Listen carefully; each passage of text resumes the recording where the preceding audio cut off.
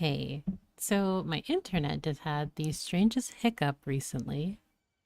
I'm also just trying to see what is going on. Every time I feel like I stream, something happens, and that's never my intention.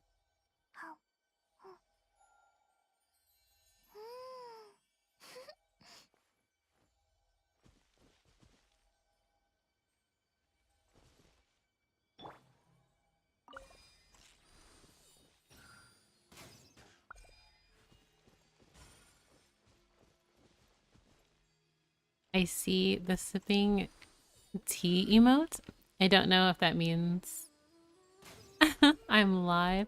I think it's having a hiccup and issues too because one of my roommates is playing Overwatch and someone else is playing League. So it might just be overwhelmed at the moment, unfortunately. But if it keeps buffering this badly, then I might just hold off until another day when I actually can understand internet technical difficulties.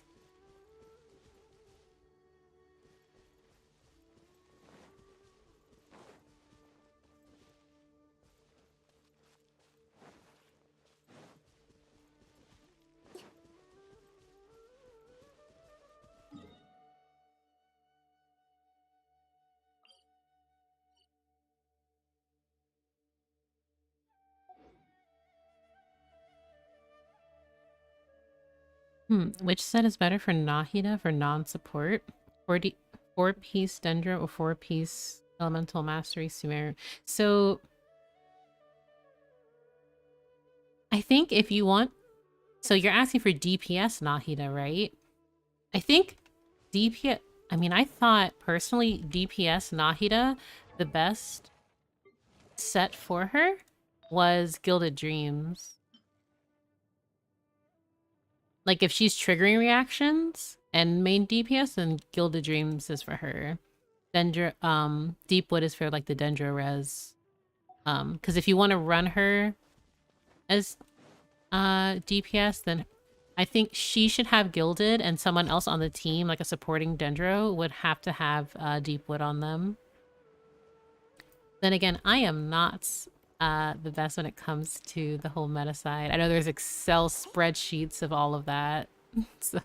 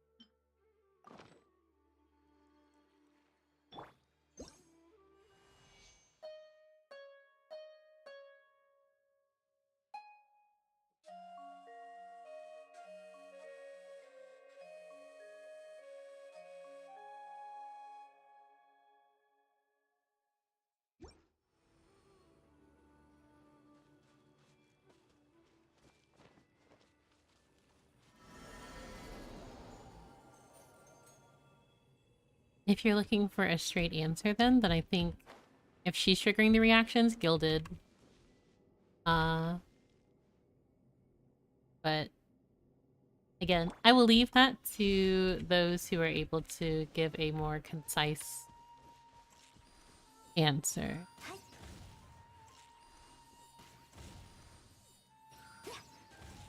Because if I got really good pieces for my Nahida, she would just have full Gilded. She can just do more damage.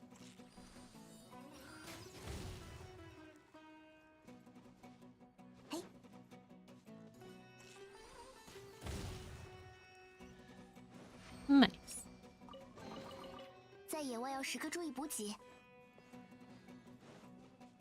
What have I triggered underneath here? This is a nice little... Oh, shrooms. Interesting.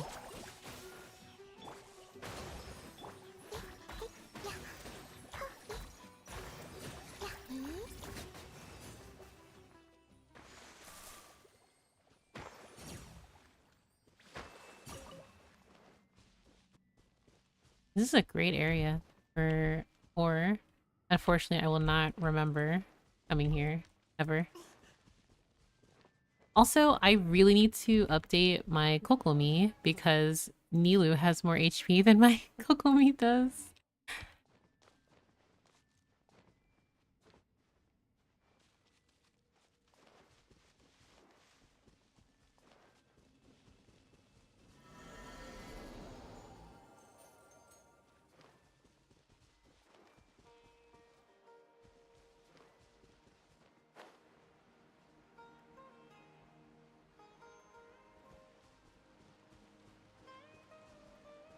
Hmm. Let's see.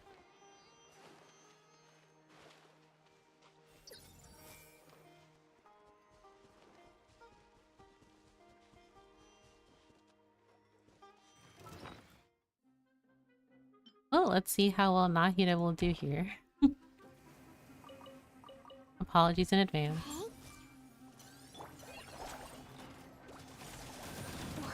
Oh my goodness, I blinked and she exploded. Oh my god. Poor Kalei.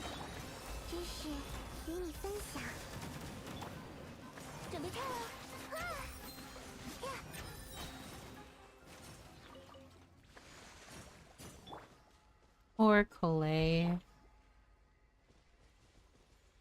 I will heal her. Pretty sure that was also bloom damage as well, which killed her so quickly. But she is squishy. She only has 12,000 HP.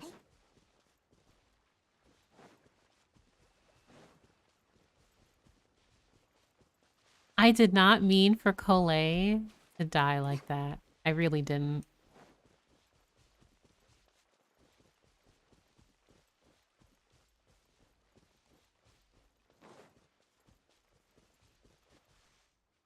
If I'm not using Yelan for bloom support for Nahida, I use Xingqiu for like healing and damage.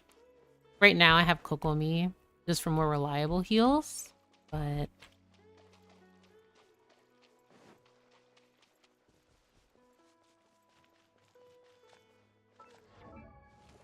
because granted, if I had very good gilded pieces that aren't on Sino, because that is his set, I don't want to swap that off of him, you would just get this.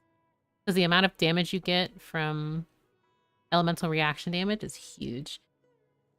Nahida's so strong.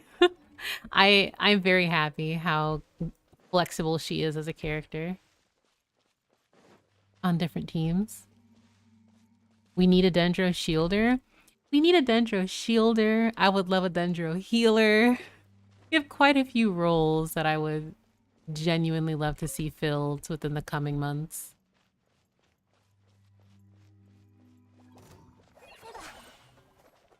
Amazing. Good job, Kule. That was my fault, but still.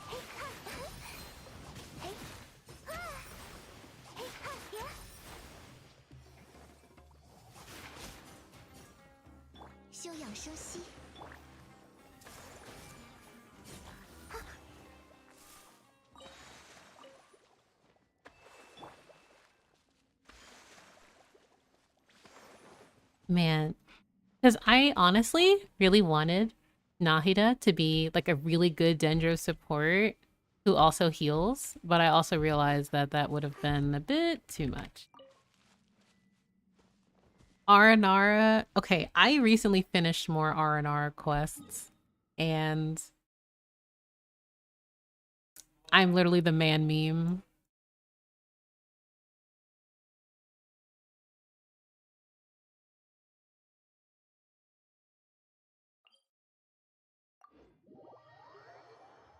So, Colet's boomerang, I mean, to be fair, it's my fault for just throwing it blindly without actually putting it on a target.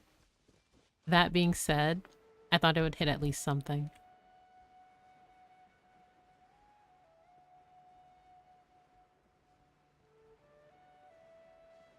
I think if there was any Aranara banner, though, it would have to be Arabalika.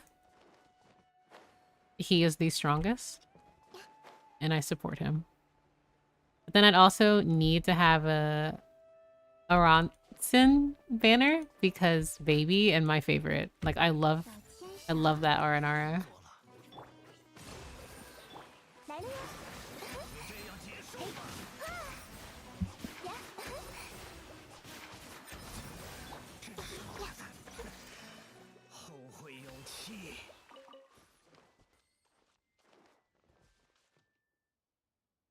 R&R quests could not be me, but there's so much world building, and the exploration you do is really fun. Not to mention, you can get really cool perks from them too.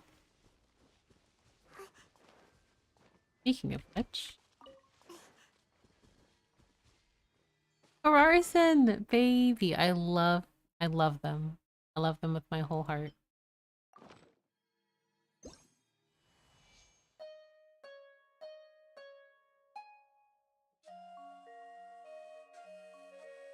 Purple, one day you will do the R&R quests. One day. I have to believe. I mean, well, some of them you'll have to do, but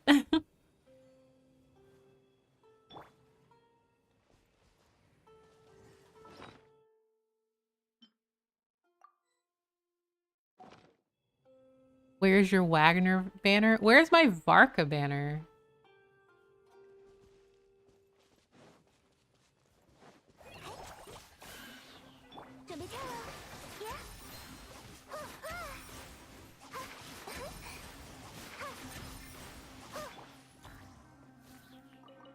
Nice.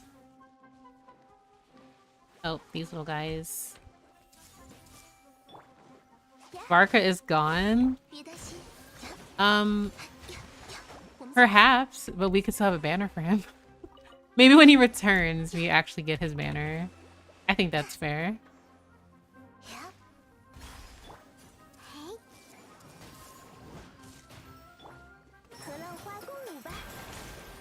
No chance he comes back? Don't say that out loud. We have to have hopium here. We have to have hopium. He's over there chilling with, you know, Capitano. It's fine.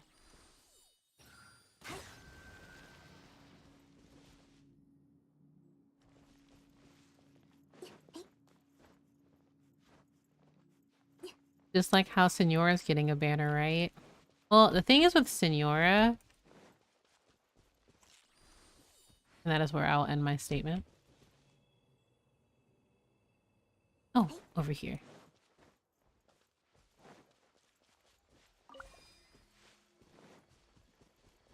Your arrival is untimely. Elo VT, welcome! Thank you for the raid. How was your stream? Hope you guys had a very comfy stream, and it was really fun.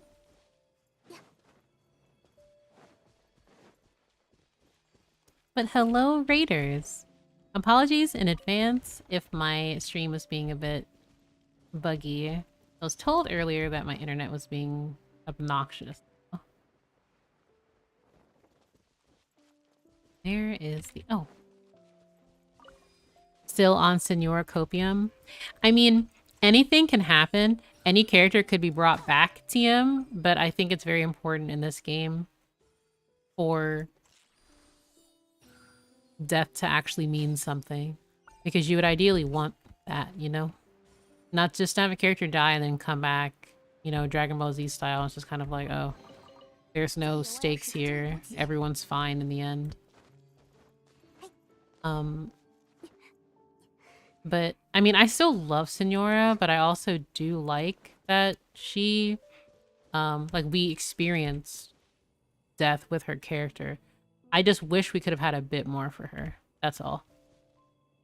Because a good amount of what we learned about her was through artifact sets and piecing together past, like, other items as well.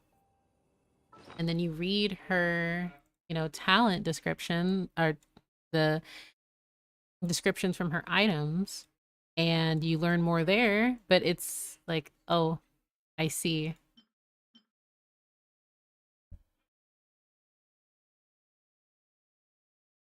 I had a long, long dream. I dreamed that you and I met again in the pure white world that we created.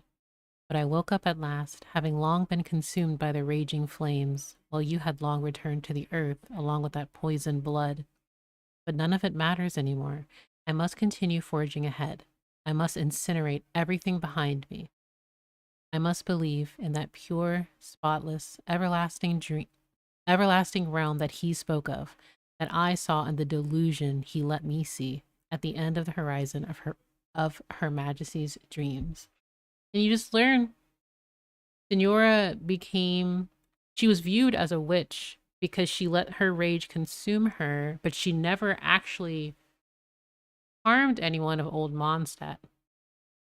She killed many abyss monsters and the related, but it's just her she just had such a tragic tale. So I really do wish we could have had more from her there, because having her be in like a region and a half and then dying was kind of just, I feel, a bit of a waste, because she's so, I think she was just really cool. I liked her design. I like learning more about her through the item descriptions, but then Inazuma, oh, I see. And then you learn about the pure white world that she had dreamed of. You learn about that as well, because she, like, I love her. And I honestly miss her. Like, she's gone, and now we're just stuck with, like, a wander Tartaglia. Though, all things considered, with all of the Fatui shenanigans that's going on, I kind of miss Tartaglia. All things considered, yeah, he was a silly little guy who kind of tried to wipe off Liyue off the face of the map. But now we have characters like Dottore out and about, incredibly dangerous. And you have Scaramouche just kind of being like, yeah, he's just a silly little guy. You know, isn't Tartaglia just a silly little guy?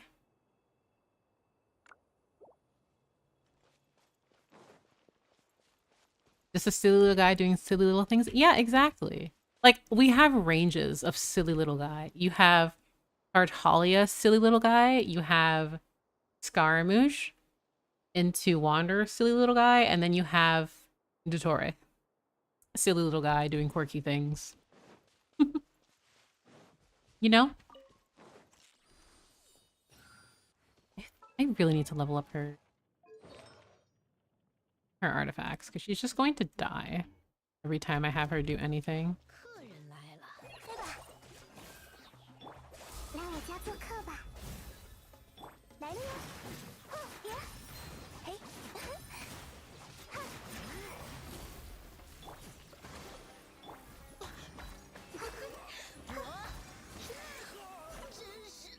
25k. Good job, Mahida. Just a silly little guy who loves fighting? Yeah, he likes to fight sometimes. You know, Tartaglia thinks.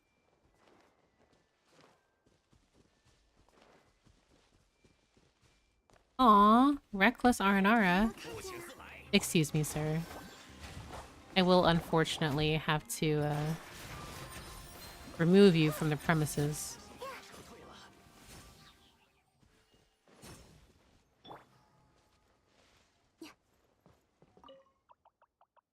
Look at them, they're so cute. Zhongli is just a silly little guy drinking tea and doing absolutely nothing at all. Yeah, you're correct. He's not doing anything. He's just being a silly little, retired Archon drinking tea, recounting Liu's history. Silly little guy.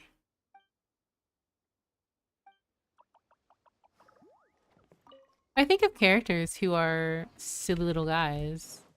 It comes full. An absolute fella? Yeah. He is an absolute fella. Look at him. This is fella behavior. Casually having, a star circling. It's fine. He's just a silly little guy. Sino, also silly little guy. The vessel of a certain spirit. Silly things. Totally normal person, never had anything to do with the chasm events at all? Yeah. Like, I genuinely don't know what you're talking about. Like, Zhongli wasn't at the chasm. He had no like importance there whatsoever. He didn't do anything over there. Just like Albedo, silly little guy. He just likes to research. Mona, a silly little girl. She just likes to read about the stars and nothing more. You know, silly things. We have totally normal characters in this game. Soon we will realize.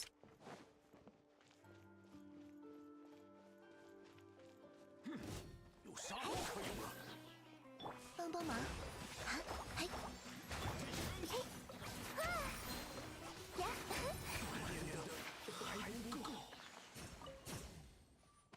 ，Tartaglia being named for an ancient Greek hero has no relevance. The fact that he fell into the abyss is a total coincidence. Exactly. Wind Alchemist, I'm so happy you understand too. He's just a silly little guy. And his siblings also being named after the characters within that tale. I'm so happy that just happened to happen. Like, I'm just really grateful I'm around like-minded people who can understand that he's just a silly little guy. 找天勺，休养生息，你看好了。啊，嘿，啊！后会有期。Why would he be there? He's just a consultant? Yeah, he's just a consultant. He's just an employee working for his boss.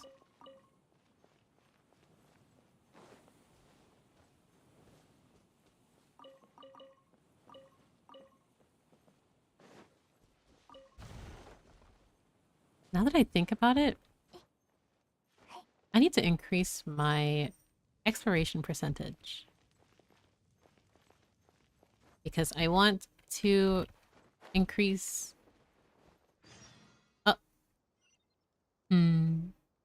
Unfortunately, I cannot do that right now.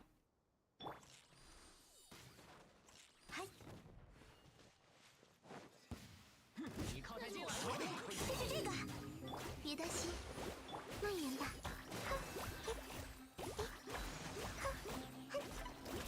锻炼的还不够。狂漫吞噬。 Let's see. Oh, he's trying to shoot at me through the floor? Oh my. Don't mind Nahida just walking over these spikes. Silly little things. 好痛啊！ Poor baby. And she fell on the spikes. That would be a complete, like, that's just... Oh my goodness. Poor Nahida. She cannot get up this ladder. For that, they must be removed. She should never be hurt in that way. Poor baby. Also, Nahida has my utmost respect because I'm still not over her conversation that she had in the Archon class. It's absolutely amazing. She is so... I love her. I live for her.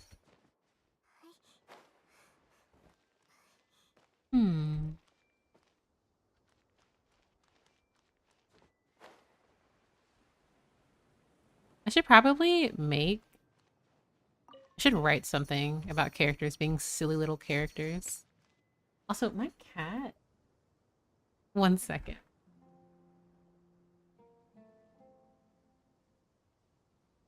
My cat was just like running around chasing... I think she just has the zoomies. Not specifically running after anything. She's just, like going from one place to the next. 你靠太近了。玩一会儿吧。全都看见了，这支舞献给你，准备跳喽。真是。 So to those who have not played the Archon quest, I'm about to actually talk about it a bit. So you can either mute or, you know, hide, you know, so that you don't hear anything. in advance. But speaking of the conversation, is the heavenly principle the one responsible for the nails? So that's a very interesting question. Um, I think it's widely speculated that the 知识与你分 well, 享。 first, the heavenly principles, as we were introduced, seemed like a 彼得 concept. 心 However, Nahida referred to heavenly principles like a person or an entity or an organization. So I think that would be within, like, one could believe that and assume that, but I also think that if the heavenly principles is like an organization or like one being, or who knows, perhaps multiple beings. But I think the nails specifically, they're just sent by Celestia, so it's like 休养生息， if it's one person in particular, 跳舞吧。 question mark. 撤退了。我已经玩腻了。 Oh my. I'm so sorry. 帮帮忙， I refuse to have Nahida. Ooh, I 来 see. 我家做客吧。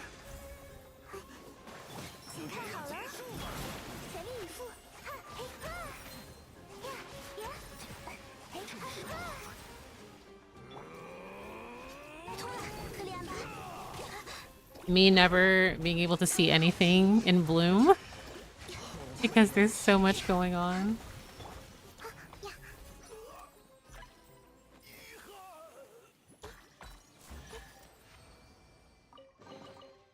是源自谁的馈赠呢？ I think she meant the keeper since she mentioned the god who we met. So, okay, because I was looking at Purple's comment and thinking of just like generally speaking. The unknown god absolutely could just be because the unknown god introduced themselves as the sustainer, the keeper, etc. So, but if it's just, I think via like not proximity is not the word, but association. It's like of heavenly principles, then and if they have the final call, then perhaps, you know, the keeper being one of many, or perhaps the main one of just having nails descend at different areas in Tavat to form a type of pinloom the word? I think pinloom's the word. One in the chasm, one over here. Okay. Map is so big. I keep forgetting how big this map is. You see how is Surumi? Yeah, Surumi's all the way down here. So I think it's like here-ish. Possibly. Maybe. But we have one in the chasm, one in Dragonspine. There is one near Tsurumi. Because during that world quest, and even that event with that writer, she had suggested what if there was just an external force hanging above Tsurumi, which was which could cause the ley line distortion and the time loop happening on this island. Then there's also this. Like, this area is so interesting to me. I really do think Tsurumi has the nail, but we just have all these ruins underground over here that's just not really explained too much. Because it's current how not current. It's a recurring theme how there is a nail in every single region thus far. At least that's, you know, my theory, and it will be. It's just a matter of time of when we will actually see them. Seeing as how the keeper herself just like, I will sustain these principles and I will throw hands with the both of you because you have, is that a withering zone up there? Hold on, I'm gonna go up here. This just immediately caught my attention. I don't know if this is a withering zone or if that is a... Can I even get up there? I probably can't. That looks like it's over here. Yeah, like it looks like that, so I probably can't get there yet. Oops.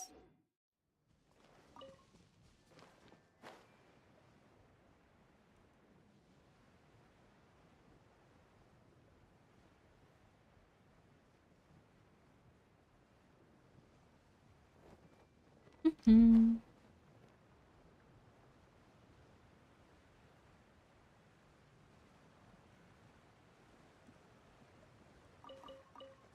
I keep forgetting I can just do 小 this. 牵手， So cute. I think that's where the Electro and Geolawatral is having beef. I still have to do so much. I have so much to do on Sumeru. The Archon quest has just taken over my thought processes. I can't even speak because I'm thinking about just everything that we've learned on top of new information. Okay, yeah. I do not want Paimon being like, oh, here you go, and then I just die.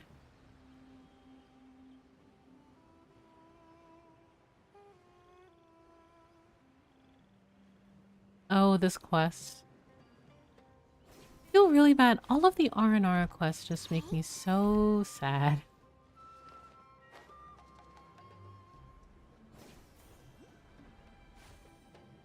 小牵手， Hmm. “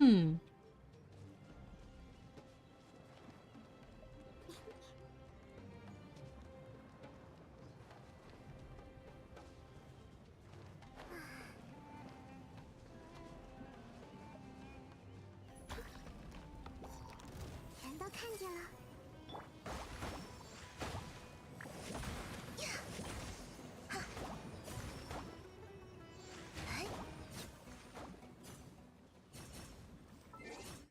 Hmm. I wonder, honestly, if I could just put Yelan here. 要捉目标了。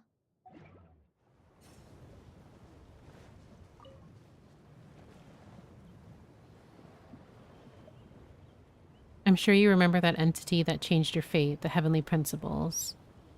Is what Nahida says that makes me think that she was referring to the Sustainer as a descender. That's very much so possible.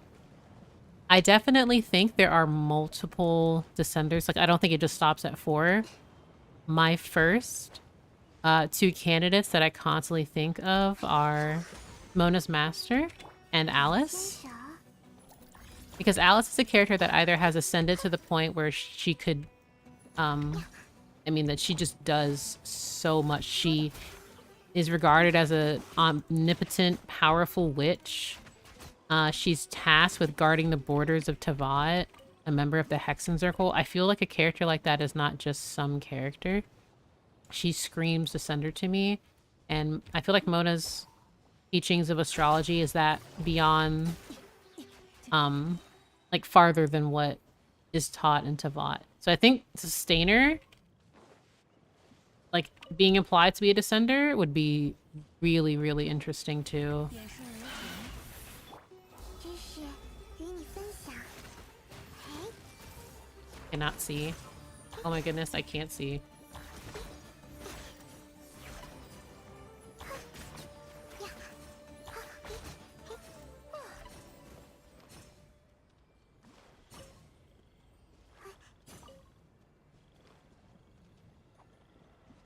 The Sustainer as a 送呢？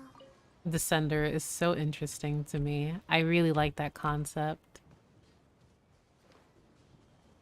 Because now that makes me curious about the Sustainer's profile. Because we already have so many theories relating to the Gnostic Horus and the Sustainer. And her parallels, and then the parallels that people have between the Sustainer, Dainsleif, Celestia, and Conria.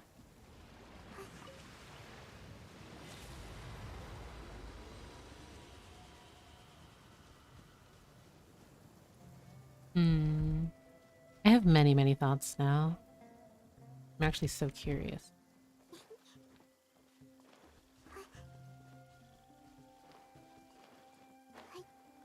let me actually, before I glide over there, have my stamina recharge a little bit.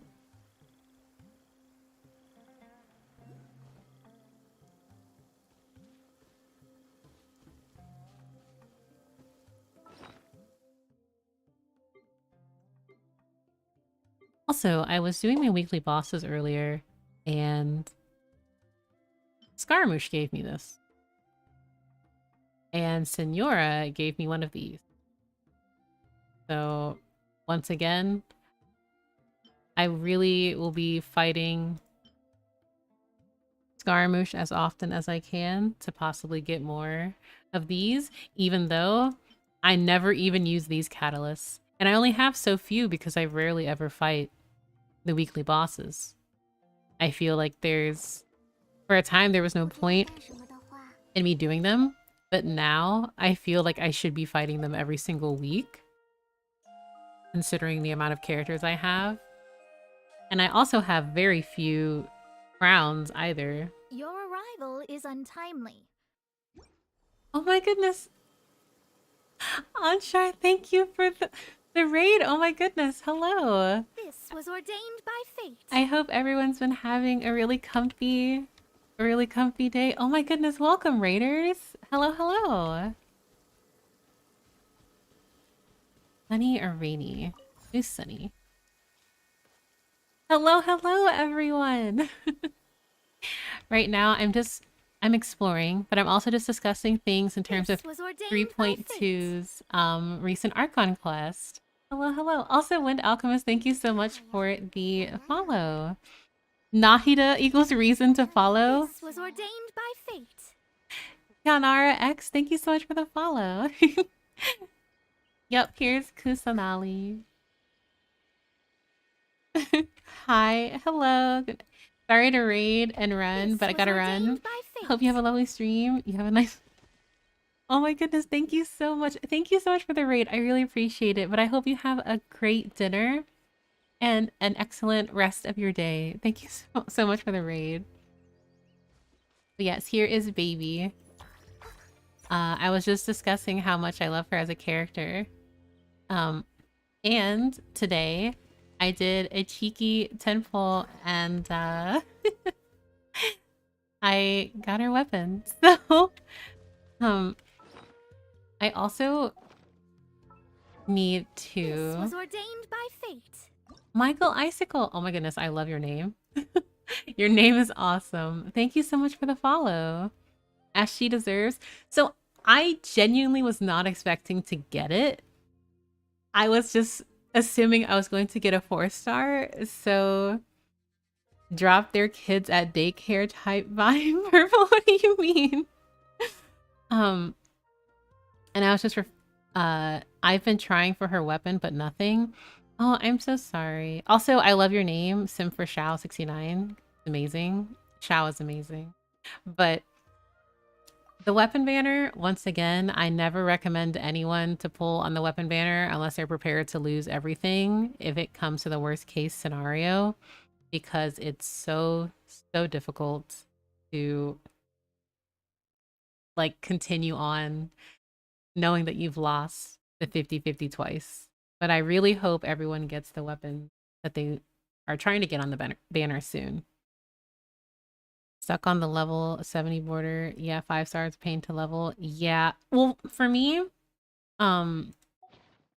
since I got it today, I didn't even think I had enough to craft to get it to 70, because I'm pretty sure this is tomorrow. Yeah, this is tomorrow. So I'll probably get it to 80, maybe 90. But all in all, I was just going to keep her with sacrificial fragments because I leveled it to 80. It was at 50 and I got it to 80, and then this came and I was like, oh, I see. But I'm mainly excited because I can read the description now. And I've been meaning to read it because I've really been curious as to the details and how it relates to the other sets. Because we have I just call it the Deshret series. I'm not really sure what else to call it. Like Staff of the Scarlet Sands, I don't have Nilu's weapon, but I imagine Dihya is going to be using the claymore because she was promoted with it, like in the Sumeru little teaser animation they gave us a few months ago. So we see how it goes into detail about, at least in the Deshret kingdoms, like creation myth and how things were created, how the civilizations were established, and Deshret's perspective as he reigned for so many years. Um, and I think the one like the paths that always or passages that always stand out to me are this one, and these. Because there's just so much world that you read about the world that you read within the descriptions. Because we have repeating numbers in Genshin, 7, 4, 3, things like that. Then the 7 sage monks were established again, and they ruled the trajectories drawn by the earth, water, and stars. Even if the celestial sphere was just an illusion, myths are often born when people look upon the stars and moons. In the original world, the barriers were torn down, and the dark poison had penetrated the earth. To heal that fragile, sad, and imperfect world, the spikes descended and pierced through the earth's crust. And then you continue to read, and the cycle of 7 must be removed because the secret narrative will be blocked. Fear and grief must be torn down, and so their barrier between life and death must be removed. Remove the sun, the moons, the weight, for there should be no barriers between time and space. Remove the original principles of their rules, verdicts, and grace, so that she will no longer be afraid of the punishment that is laid upon her kin. Like, I think it's so unfortunate. I wish at the very least, if you can't pull for the weapon, I should just be able to like read it in the archive, because you can't read it if you don't have it, which is unfortunate. I know Polar Star is essentially like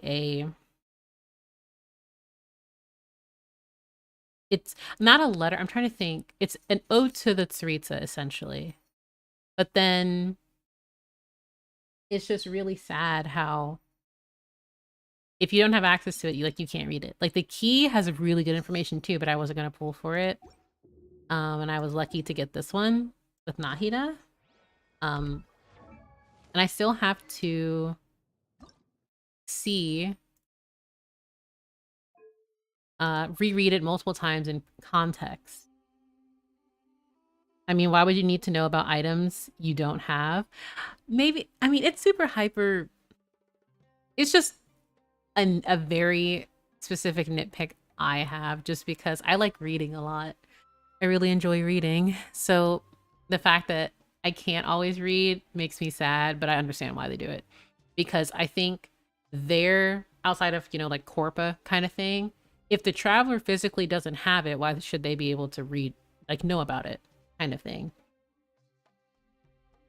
And I, again, have to really go over this again. But I just think of this last passage where the traveler saw at journey's end that verdant lamp, that faraway homeland of old, where the dew-covered rose still swayed softly in the moonlit breeze, waiting for her to tell a new story. Though the memories of past nights have all but faded, we shall continue to sing songs of praise for their sweet dreams that have yet to unfold. I am very Dainsleif brained because I literally just thought of his quote when I read that. But the thing is, the weapon banner is so unforgiving. If someone, like if you're a diehard, darn it, Purple! I keep every stream, I forget I have a Dainsleif counter. But I literally just forgot what I was saying just because of that. The weapon banner is just so unforgiving. Unless you're like a diehard fan of the character, I would personally rather just go for their constellations if I really, really wanted. I really got lucky with her weapon because it's like what 300 something USD trying to get it. The Nightbot counts for us now. I love it. Listen. All of the characters with the Deshret series are, funnily enough, the elements that can react with Dendro, while the hunters are all Dendro. That's so interesting. Ooh, do you think the she in the Thousand Floating Dreams is the same she as in the one Travolta trailer? See, that's... We show you, that's literally what I thought. I was like, is that the Abyss sibling? But then I'm like, this could just be a general kind of story, because when you read it, it just appears to be that of a... You jump from dream to dream, but it's purposefully ambiguous to that. I think, like, you would think, okay, maybe it's a child who is just going from dream to dream and they encounter Nahida or Greater Lord Dukatavata. But, like, I'm just gonna read this out loud. So for the next, like, minute and a half or so, if you don't want to listen to boring item description, by all means. Or you got insane weapon banner luck and out of the 6 times. So bless all of those who have won every single 50-50 on the weapon banner, because the weapon banner is the scariest of banners. No one will convince me otherwise. I feel like everyone should be compensated for their primo gems on the weapon banner, all things considered. And it's worse because when you lose I don't think the weapon banner would be nearly as bad if it was just you lose once, you get it the next time. But since there are 2 uprate items and you get the one that's uprate that you didn't want, like, well, that's even worse. So they implemented this new system due to just how many people suffered during the Staff of Homelessness and Wallace Gravestone banner. Quite literally, Draco, that banner really changed things, I think. Because I can't recall how many people were giving constant feedback and criticizing how obnoxious the weapon banner was at that point in time. Because I agreed. You could go forever and never get the item you wanted. But 1,000 floating dreams. There is an appointed time for all things to live and die, just like the ceaseless cycles of night and dawn. May the stories within this lamp grant you dreams worth looking forward to. At the moment the palace crumbled, the girl who had never known light heard her whisper inside a dream. Through a mist of tears, the child who had long decided to depart in dreams caught sight of her gentle benevolence. In the reflection of the serene moonlight, the verdant lamp told of the silhouette of the stars in an everlasting melody, a dancer with emerald eyes planting light kisses onto silk dripping with nectar, brightly colored fish pirouetting in purely clear waters, a moonlit musician guiding the jinn's torches, singing songs of the gilded fortress in a sea of sand and pomegranate-colored strings, an astute sailor setting off on a grand voyage, seeking nothing else but the singing voice from a dream in the blooming gardens on the far shore. The fallen palace illuminated by silent night, light encircled by breathtaking dreamscapes from 1,000 worlds, the soft forest breeze clearing away the dust gathered on the homeward path, guiding lost children away from the palace, no longer tranquil as it had been. As the dawning light filtered through fragmented spaces between leaves, that verdant lamp, which had told stories of 1,000 nights' dreams, began to fade. It was only when she looked back, standing between dreams and reality, that the blind girl realized that there was no return, for dawn had broken. Thereafter, the lamp inside the dream never flickered again, and the flow of time swallowed up the dreams of bygone nights. But the birds still sang as they embraced the break of dawn. They sang of the stories that blossomed brilliantly, like a field of flowers, bringing courage, hope, and happiness to the children who had never had the chance to dream. Weaving a never-ending song of 1,000 nights, lighting up the moments before the long-awaited daybreak. After traversing 1,000 dreams until the nightingale no longer sang, until the fading sun fell beneath the horizon once again. The travelers saw at journey's end the verdant lamp, that faraway homeland of old, where the dew-covered rose still swayed softly in the moonlight breeze, waiting for her to tell a new story. Though the memories of past nights have all but faded, we shall continue to sing songs of praise for the sweet dreams that have yet to unfold. Because throughout reading this, I just feel like those could, like those, the individuals that were mentioned could be so many individuals, like so many different characters in the plot. Like, I have so many questions. Like, I want to believe, like, oh, it's just a standard story. It's just something that you would hear in a tale, perhaps, you know, an R&R tale, like an R&R memory. But R5 Wolves Gravestone. Wait, Purple, don't you have like R17 Gravestone now?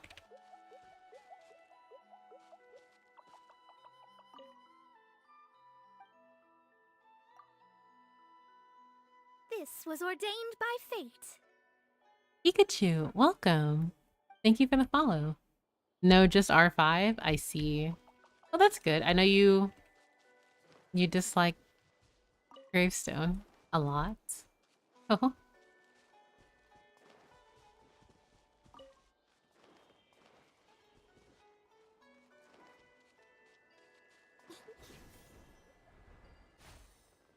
I'm not responsible for what will happen if I pull another.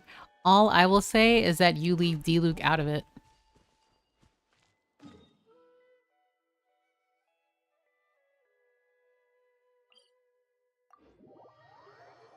You have been very unkind to a certain Ragnavinder.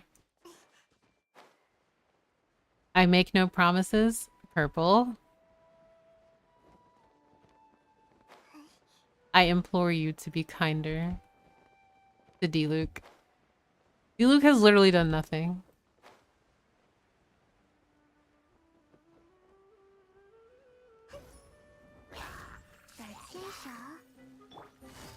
Oops.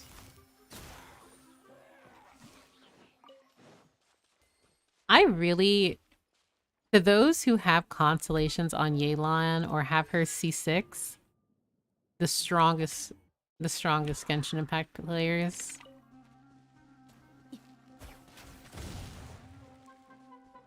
Ooh, a Sealy. Oh my. 全都看见自己智慧之殿堂，和浪花共舞吧！来了呀，呀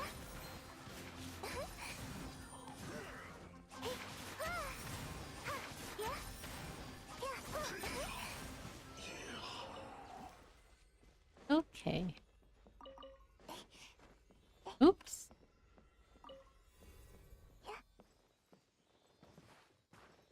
Goodness. So I'm curious, to those who are lurking, has everyone completed the Archon quest, or are they still in the process of doing such? 不幸之人必将得到惩牵罚。手，忠诚，时间，让我听听你在哪儿。隔离者，退散。别担心，死神归于风雪。 Let's see. Here we go. I actually been over here? I don't think I have. I know Purple has finished. Okay, so Amakumo, you finished. And let me show you is starting hers.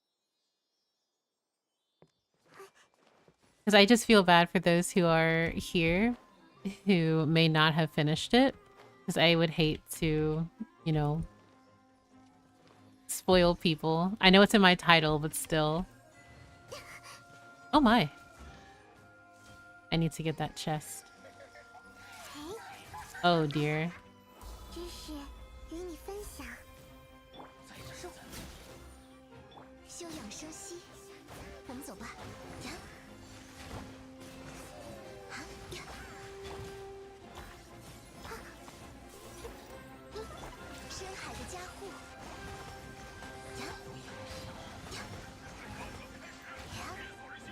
Where in the world did they even come from? This will be quite the team to take this on. 眼视无痕， So we'll see 捉到， who dies. 这支舞献给你，此集智慧之殿堂，手牵手，一个接一个。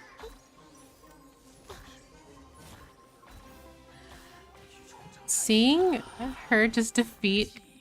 Oh, everyone's fine. Interesting. Seeing enemies fall due to Nahida just playing hopscotch is the funniest thing to me. 好奇心值得嘉奖哦。 I haven't been. I'm done. Also, hello, follow. Okay, that's good. I just want to make sure that no one's getting like too spoiled if I were to go on a tangent about it. I don't even know how my Nahida did that. What?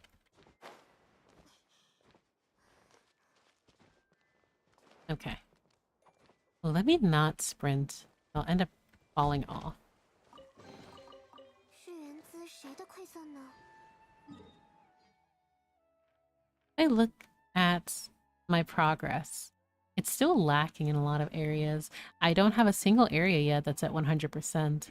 So in terms of completion, I think Desert has the most at this moment in time until we get all of this over here. We have those really fierce sandstorms over there that's preventing us. I really want to get at least to 90%. So I envy people who have really high completion or have completed it. She's using world edit. Oh my goodness. That's so...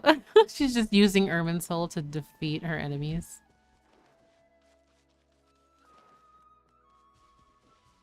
Like, that's such a huge... This was ordained by fate. Irminsul as a whole. And its power. We've already... I mean, it's already been explained. Well, I shouldn't say explained, because I think it's kind of confusing in that regard. But we've had multiple instances of Irminsul's power, and we see that easily through ley lines. Also, Phase Gaze, thank you for the follow. Welcome. Oh, you came from Twitter? Oh, thank you so much. I apologize in advance because I just screamed there. But it really means a lot to see you. Oh my gosh, has it already? I feel like... Thank you so much for the resubscription. Can we consider Nahida the Archon of Yoink? Yeah, she can yoink. She's very powerful. But thank you so much for the resubscriptions, and thank you so much for the follows, everyone. I really appreciate it. It means a lot to me. My friend says I'm like a TSA dog because of my 100% exploration in the rainforest. See, I really want to... Oh my goodness, Face Case, thank you much for the subscription. I really appreciate it. Thank you, thank you.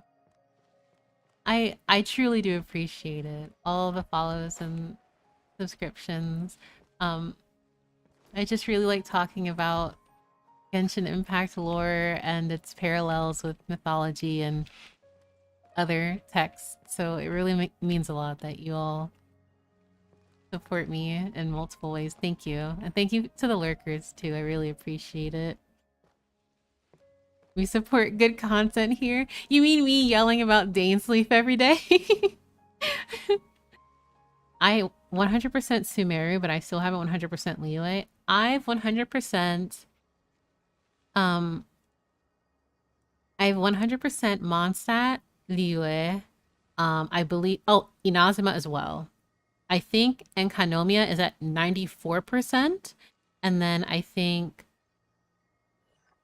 the Chasm is at like 98. So I have to thoroughly look in there as well. Oh, the Dainsleif counter. I love your Twitter stuff, and I can't believe that you stream, and I didn't know. And Any friend of Minsleep's a friend of mine. Oh, you're so sweet. Minsleep is amazing. Like actual lore archon. Um, we need a dedicated Dainsleep Rambler in the 我连亲 community. 眼去看， Well, you 才 found 能 her. 感受到世界的美。Listen, I talk about other things too, I promise. It's just it it just so happens sometimes it just can relate back to him and Conria.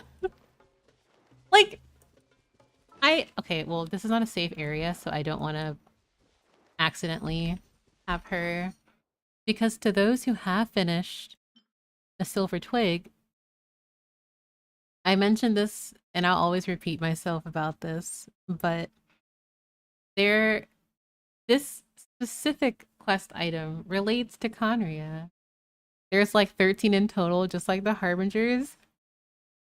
So, one, they're 11. Well, we're 11, I should say. But I really support like all lore creators. It really makes me happy that people enjoy learning about the story.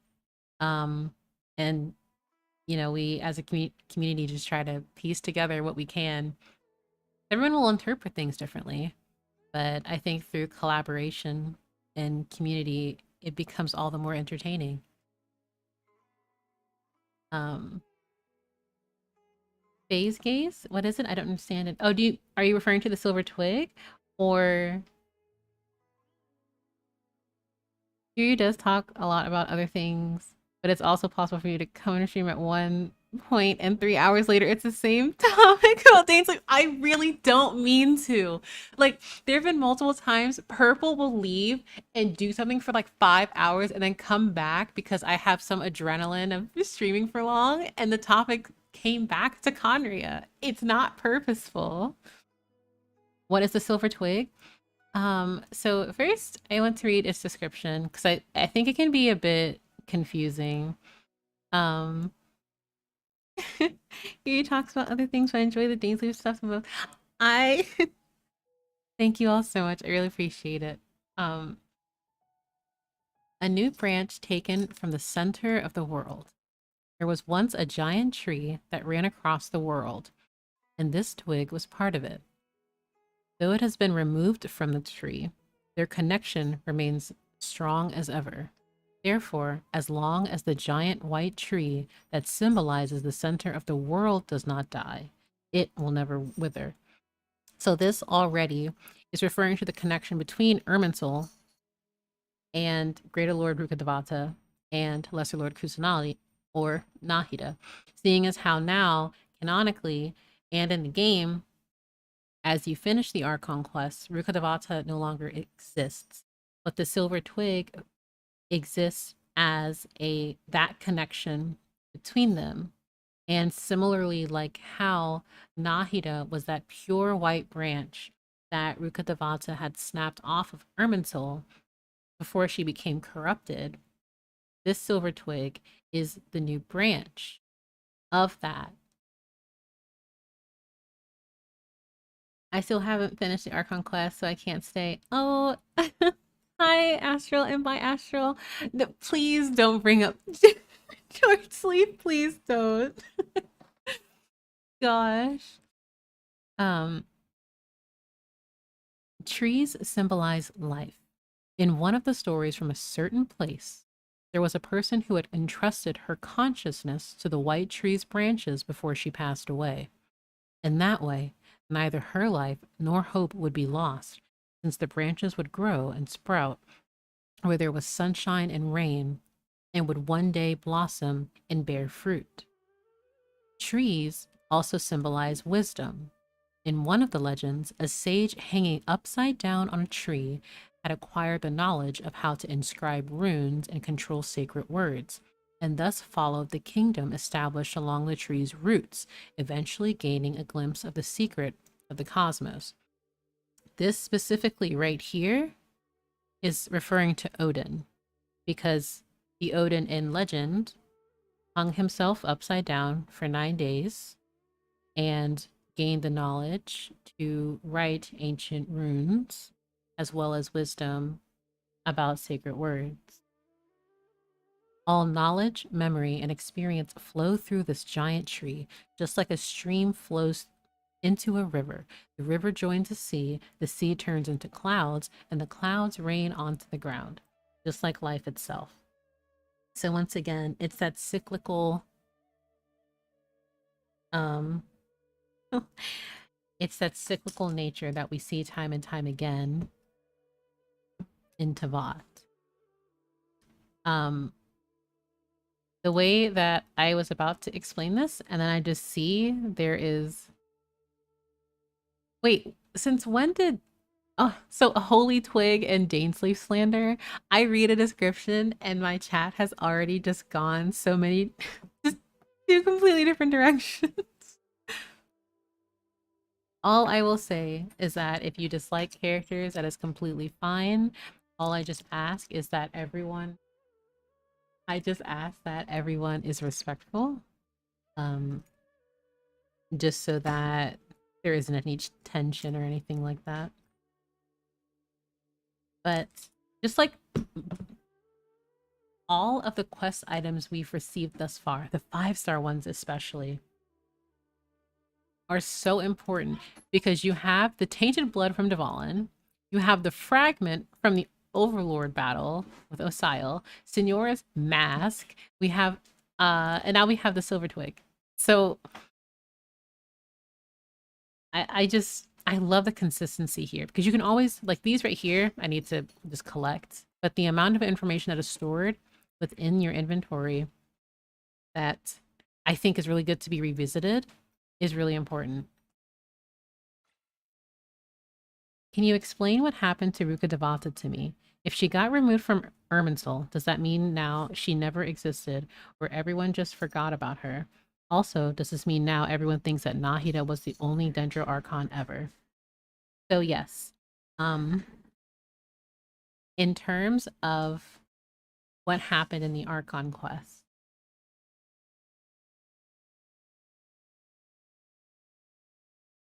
in terms of Greater Lord Ruka Devata,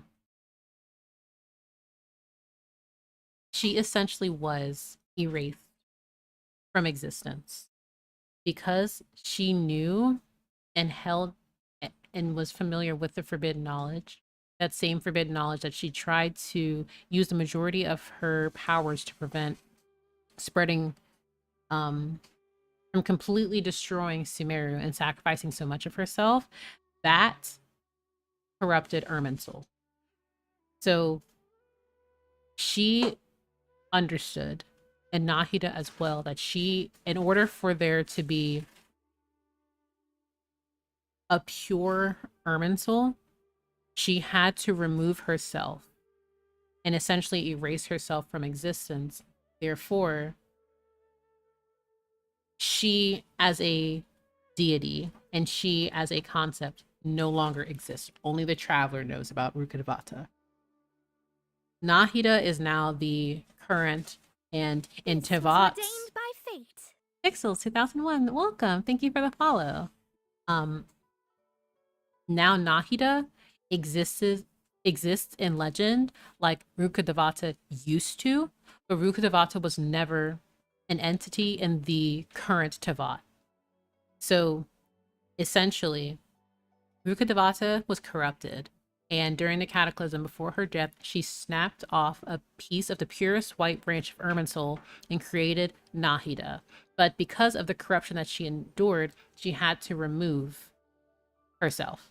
So Nahida now takes the place of Rukkhadevata. They came from the same tree and the same origin, but they're two completely different characters.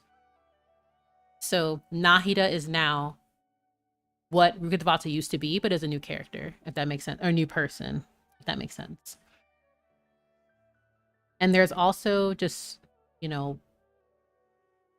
a lot to unpack because that does affect multiple things. We've seen, and this is one detail that I absolutely love about games, is when they actually do things like that and make it canon in the world. Like Rukkhadevata no longer exists. It's why there are jokes about Hukadevata and stuff like that, because she currently, like she doesn't exist anymore. Nahida is the only Dendro Archon that has ever existed to the rest of the world, not to the Traveler, because the Traveler is the only person in all of Tevat who remembers her existence. I hope I explained that well. I apologize if I did not. Um, One thing I've noticed is that both Nahida and Raiden don't have visions, but Nahida's ear leaf glows when she has her ult. I know that Raiden doesn't need her vision, but is there a reason why Nahida doesn't need her vision? So I think honestly that just comes to, because if I look at, I want to say it's a design choice because realistically you don't, like, Archons don't need visions because they are the elements and therefore other things themselves. So they don't need, just like they don't need their gnosis, they don't need visions. But we see how Zhongli as a character is very attuned to rules and order and things of that nature. So since he was the prime adepti, and all adepti take on forms that, like, they take their necessary forms. Like all of the, I think of the, I'm trying to think of their names. The Yaksha, excuse me. Their forms, Zhongli's form. They don't, for the longest time, I believe they had to show their visions, but I think there are just certain cases that are unique. Like Nahida was trapped in a cage essentially ever since her birth. So even if she had a vision, I don't think it really would have mattered to that degree. Raiden, like, we see her, like, these light up. But it's honestly, I think it's just more of a, like, situation where if Archons want to wear fake visions, they can, but they don't need to because they are the element themselves. Because, like, we look at, like, yeah, in terms of vision, I don't think it's really necessary for them. We also learn that the Gnosis themselves are just physical manifestations of the heavenly principle's power and control over Tevat. That is the most recent information we've learned about them. Obviously, the Archons do not need them because they're already so powerful without them. Raiden, we've seen Raiden's power, and she's been without her Gnosis for hundreds of years. So, yes, Dottore has both Gnosis. Dottore has the Dendro Gnosis, and he also has the Electro Gnosis. Yes. Yes, the Archon, if the Archons wear visions, they're all fake. They're all fake because they don't need them. They just wear them to, like, acclimate to Tevat's world. But yes, Dottore has both of them. Dottore, but the thing is, that conversation was very important, considering it wasn't just here are both of the here are the Archons Gnosis, take them over.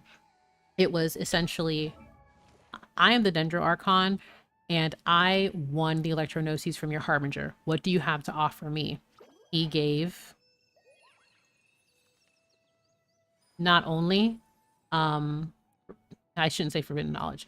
He gave the God of Wisdom knowledge she had yet to, like, she didn't know. So she had traded Gnosis for that. And Dottore did put it best, because the Akasha system was going to be turned off completely. There was no need for the Dendro Gnosis to still be in Sumeru. But yeah. Yeah, basically, Neo. This is a power source. And Gnosis gives certain abilities that isn't tied to the elements, I think. So the... Yes, you look at Morax, for instance. He was able to make Mora, but now he no longer has a Gnosis, so he just can't make Mora anymore. So now Liyue is just in, like, a financial crisis. And the and the Golden House is just shut down because he can no longer produce them. But that being said, we also see how even without his Gnosis, he is able to, he has, like, telekinetic abilities. We see like Raiden being able to not only, you know, levitate and meditate in air, but she has such a wider range of abilities. Um, you know, you have Venti obviously being able to shapeshift, but the ability to take on the images of multiple people, um, enter dreamlike states. Like they don't need their gnosis, and they still have quite an amount of power without them, but it does further their abilities. It's Zhongli's fault the housing market sucks. Listen, he's retired. Not his fault anymore. What does Venti's Gnosis do? So Gnosis as a whole, like it changes. I shouldn't say changes. It differs from Archon to Archon, but we still don't have so much information about them. We can only make like guesstimates based on what we've seen thus far. Because even after Senora took Venti's Gnosis, like we see he's fine. He's still able to, he hasn't fought really. So it's hard to gauge just how powerful he is. But him being an Archon, he's still, you know, up there.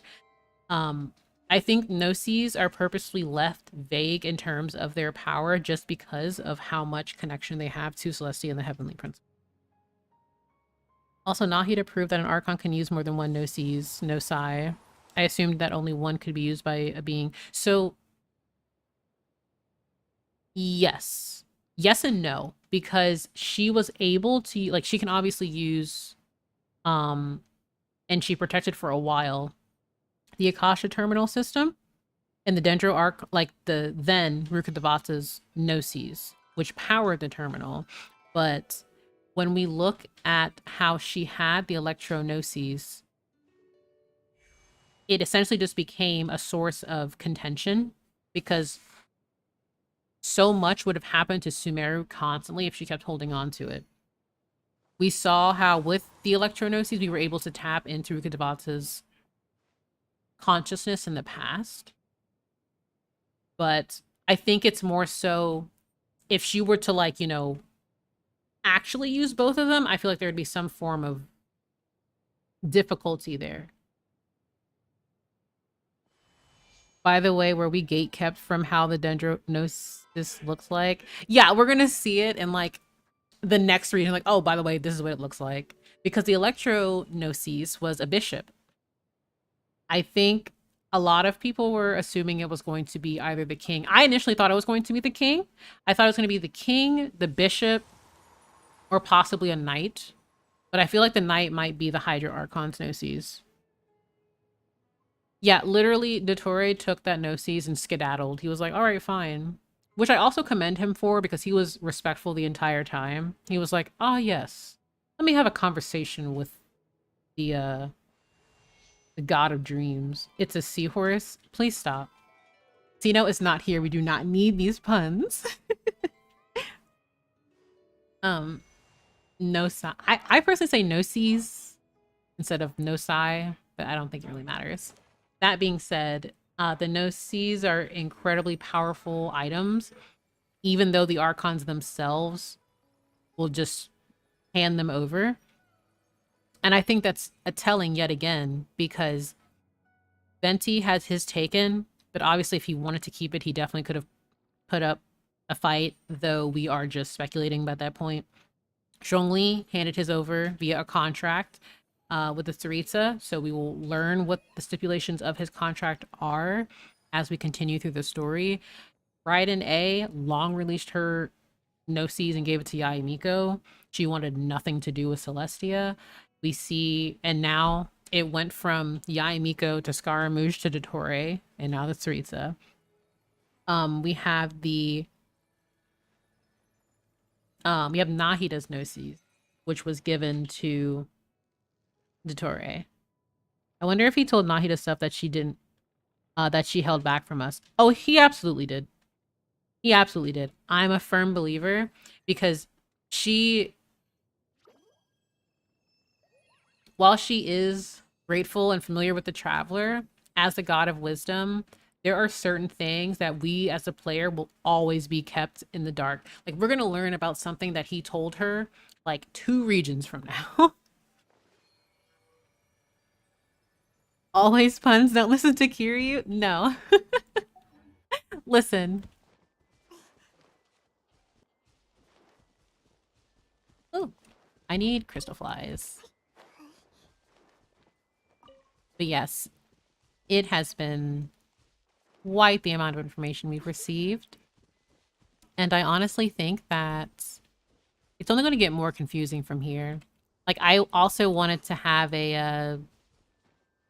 wanted to write things about Irminsul, Rukkhadevata, and Nahida, because I made a thread about how Rukkhadevata is Kusanali, who had lost all of her power, but Kusanali herself is her own character. So we know from Dotoria that Nahida couldn't use the Electro-Gnosis to actually generate Electro, but she could use it for Dendro power and unlock Rukkhadevata's realm of consciousness. Exactly. So Gnosis, they have their power, but it's very it's almost like it is per that element. So if the Hydro Archon, for instance, tried to use the Pyro Gnosis, they could only do so much with it. Yet you have the Sarisa who's collecting every single one. And we know that she's going to be able to do something with all of them. She has information that the other Archons perhaps do not know, or maybe they do. It's completely... We have a long way to go in terms of story.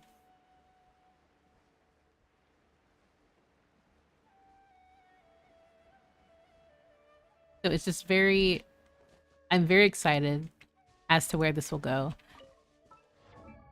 I think I'm most excited to learn about this character story, 5, 6, and obviously the Gnosis, you know, was here, but there's so much so far. Zhongli is probably aware of what the Tsuritsu is planning to do with the Gnosis. Oh, I 100% agree. I absolutely think he does. And I'm also not saying that because I'm biased. Like, I genuinely think that out of all of the Archons, Zhongli would be the one to know.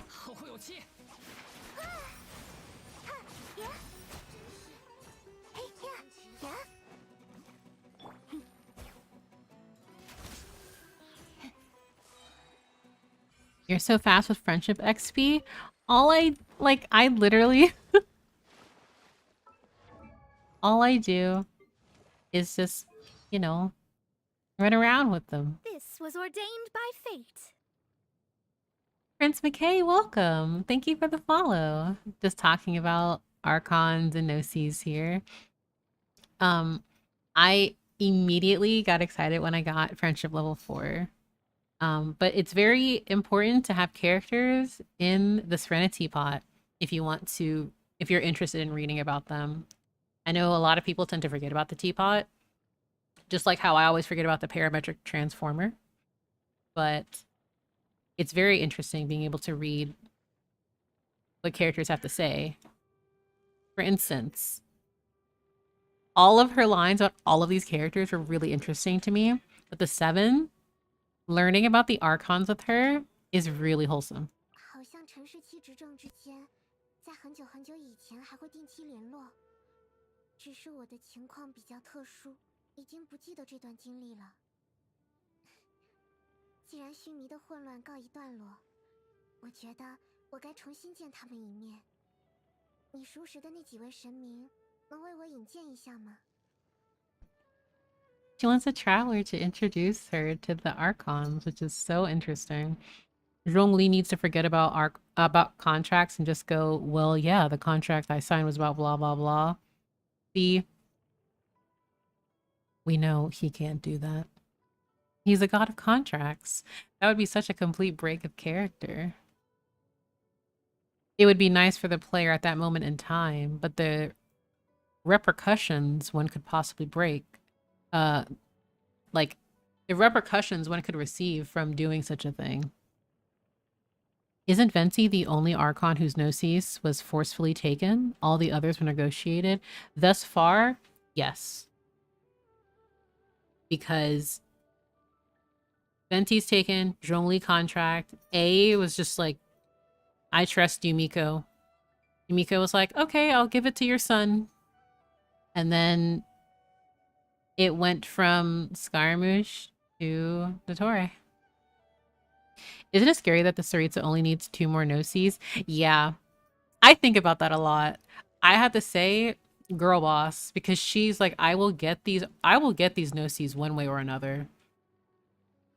She really, I'm going to get them one way or another. If I recall correctly, yeah, I negotiated with Skara. Yeah, because she was like, I'm not about to fight this puppet. I'm not. So Zhongli and Raiden will watch over Venti and Nahida playing hopscotch. Absolutely. Absolutely. 听说玩游戏能够快速缩短人与人之间的距离，神也是如此吧？不如在和大家相聚之后，我就主动提议一起玩跳房子。好像也不合适，弄得像是我把房门做成了小小的洞口，仗着自己的优势欺负大家一样。Archon hopscotch, placing bets. Who would be the best hopscotcher outside of Nahida? But yes, I mean, does Scaramouche forcefully taking the Electronoses count as negotiated? Forcefully. I mean, I think if it really came down to it, and Yai Miko wanted to protect or like keep the Gnosis, they would have kept the she would have kept the Gnosis, but not only just for plot, but in exchange for the traveler's life. But okay, here you go. I literally, okay, Neo, that's so funny because I think it was yesterday. I was like, man, I wonder what Alhaitham looked like if his hair was long. And my friend was like, that's literally Sue from Honkai Impact.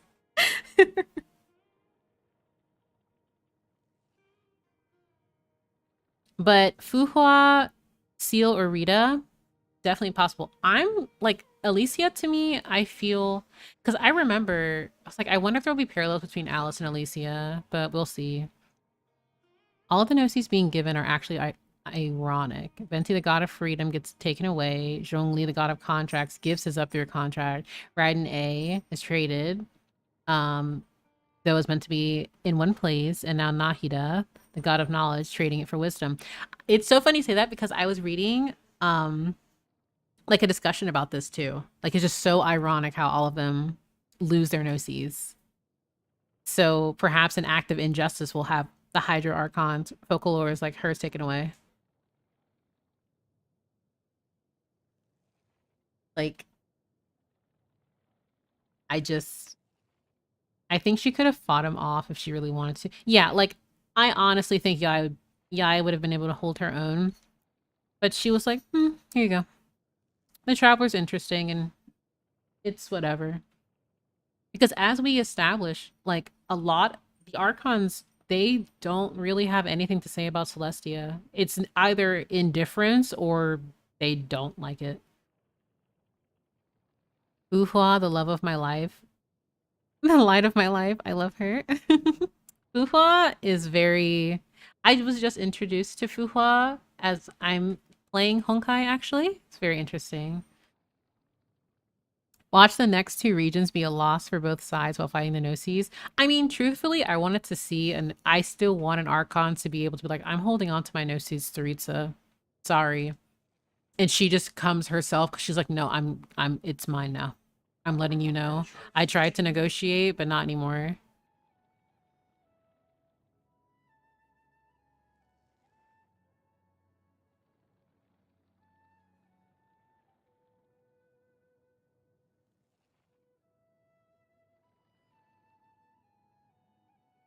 当他自认为追寻已久的愿望终于实现，他眼中所见的究竟是满足，还是更大的空虚呢？正是因为我们不会飞，才会无比向往天空。让他好好想想吧。在拥抱过空无一物的天空之后。Her line about the balladeer is so sad. Essentially, was it really worth it? And did you really find everything you were looking for? Or did it only make you all the more empty, like the husk you were?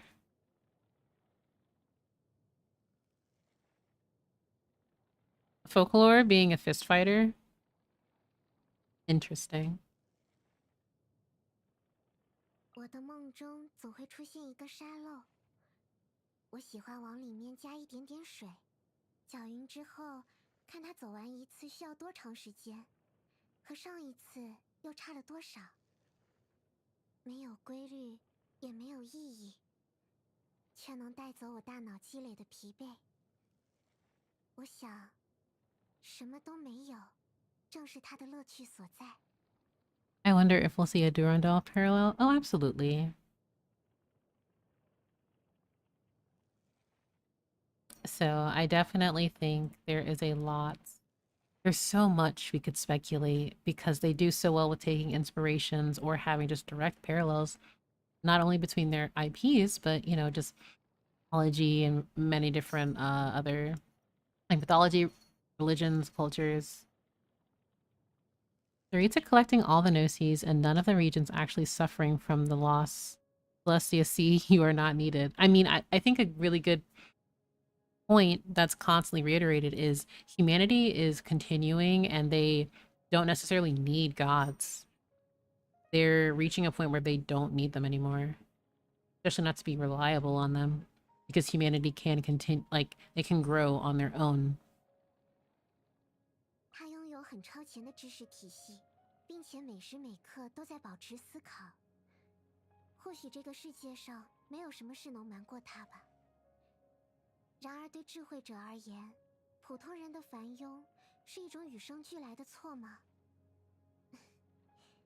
那都是我们不可分割的一部分。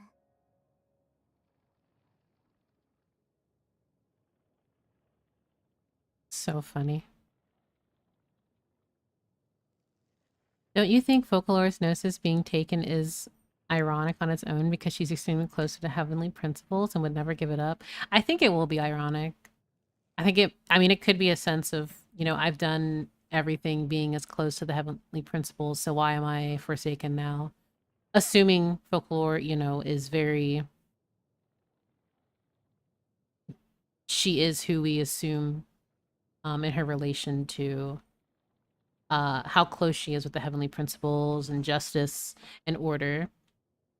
So I do think I do think that would be really, really ironic. It's so funny.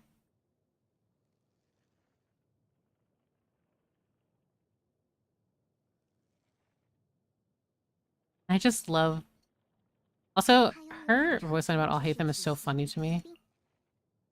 Is the wise man truly wise to view the mediocre as defective? So him.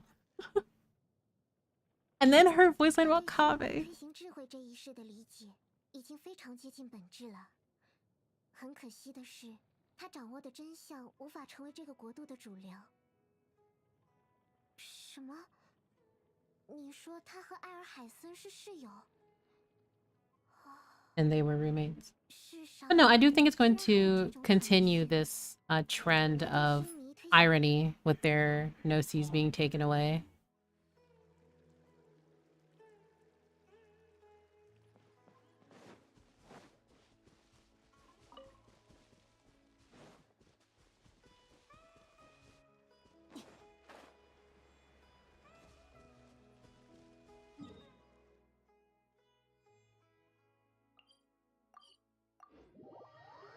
I am actually going to sense my resin. But I really do I don't know, I'm just still not over the conversation she had with Totore. It was so good. It was such a good scene. I think it's easy for people to just be like, oh well, in the end she got because she gave her Gnosis away. And if we want to be like that, then of course, I mean, this is Genshin Impact. Everyone's Gnosis is going to be taken either like in through some means, Would it be nice if an Archon didn't? Perhaps. You know, it would be a change of pace. But until we really see that, as it's been established, that Tsaritsa will be getting every single Gnosis. And I think it's honestly really cool that at the very least we see how Nahida gave up her Gnosis and what the reason was or why she did that. And I also still commend Dottore because Dottore did his job like perfection. Like he did it, gave her the information and was like, all right, I'll take your Gnosis now, bye. Now I got 2. So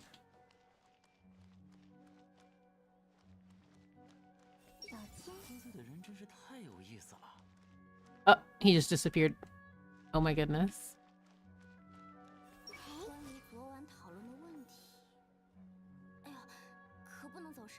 Ave is Genshin. I don't know who that is.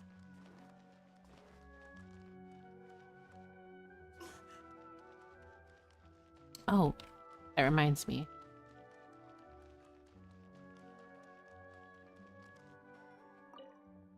Thinking about how it took 3 years for them to make Sumeru's music, it's amazing. I had a very, very long dream. In it, people were holding hands, dancing in a circle, be they sages or fools, dancers or warriors, puppets or statues of gods. That dancing circle embodied everything about the universe. Life has always been the end. Well, it is wisdom that shall be the means. This description, be it fools, dancers, or warriors, puppets, statues of gods.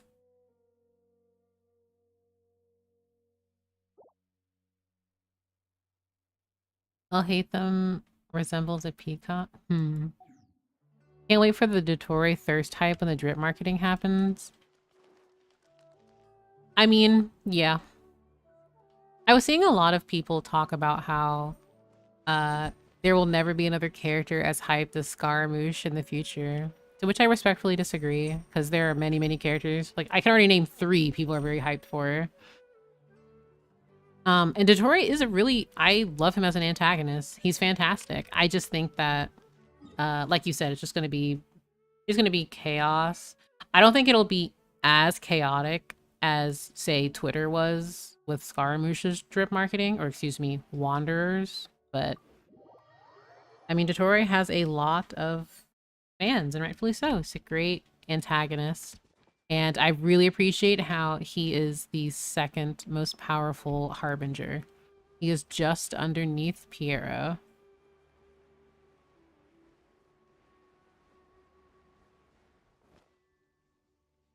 Usme, that's so interesting you say that, because I just think about there's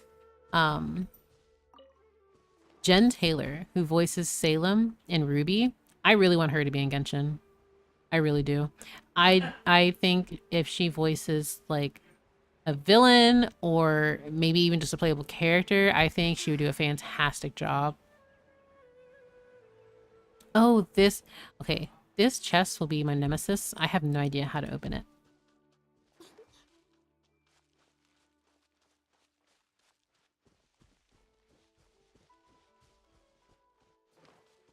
One day I'll figure out. It would be interesting if something happened and the Tsaritsa doesn't have her Gnosis this entire time.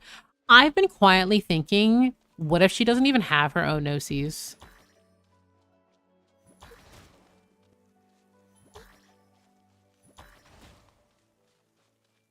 See, it's so funny you say that, Nellion, because I will be one of the 12 who will be screaming and retweeting and liking his drip marketing when he comes out. Because 3 characters I already know will be incredibly hyped. Dainsleif, Alice, and... why am I forgetting the third one? The Tsaritsa, excuse me. I forgot just that quickly. Dainsleif, the Tsaritsa, and Alice are going to be so hyped. I honestly think especially the Tsaritsa, I think she will really be up there. Tsaritsa is actually a coma, making my guess right now. We have a long way to go, and anything is possible. So I really do look forward to all of these different ideas, like perhaps having some degree of merit.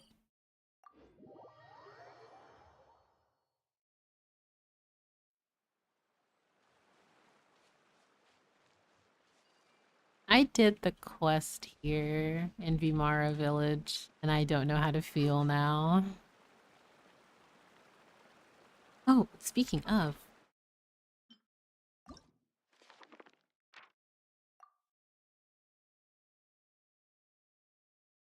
do I have to? So I did go to the nursery here, but I'm wondering if because I didn't want was to. ordained by fate. Nerdy Argon 1. Thank you for the follow. Welcome, welcome. Um, I'm just thinking in terms of this quest. I didn't want to pick the Viparias just because we had to have them bloom. But I don't know if they actually want me to pick them now to finish the quest. It turns out Damselet was behind everything. It's completely possible. I'm very excited for her. She's number 3. She gives me biblically accurate angel Seelie vibes, so I'm very excited there.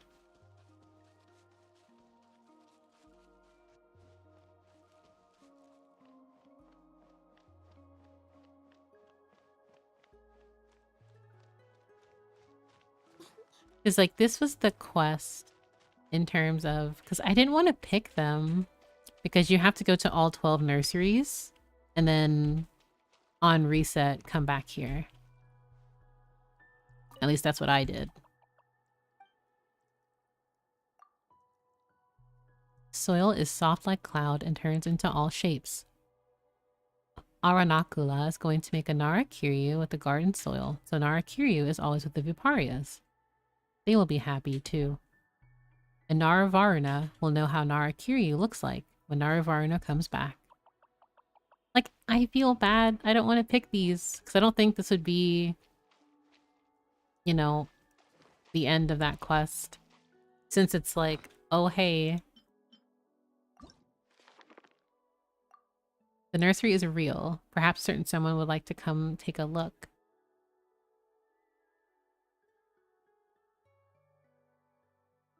And I did those, so I'm just worried. I don't want to pick them.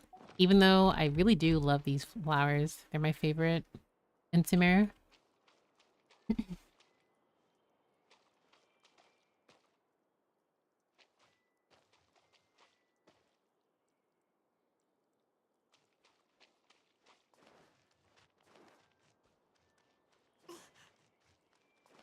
So I will see when it comes about that world quest. I have quite a few I actually need to finish. Wait. What in the world is this quest? But the more and more I think about the Archons and the Gnosis, I just think about how little we actually know.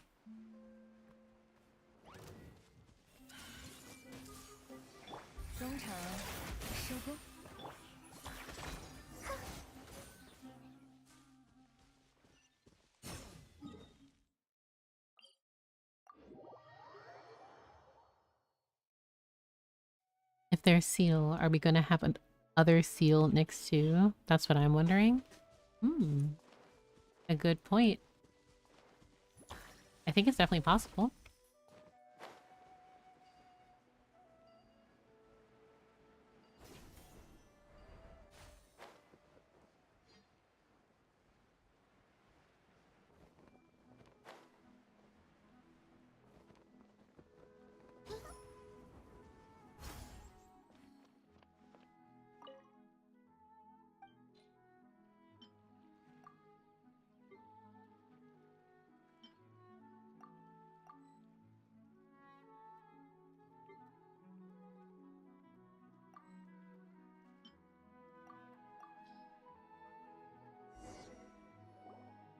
I have quite a few world quests. Has 3. Listen. Listen. That's a lot. Rule of 3. It's fine.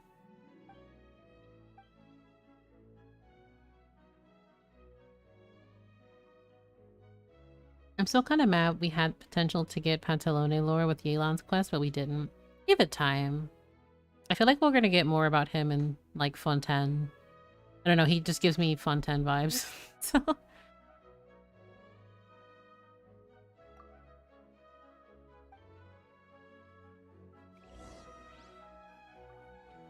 Get rid of the stamps.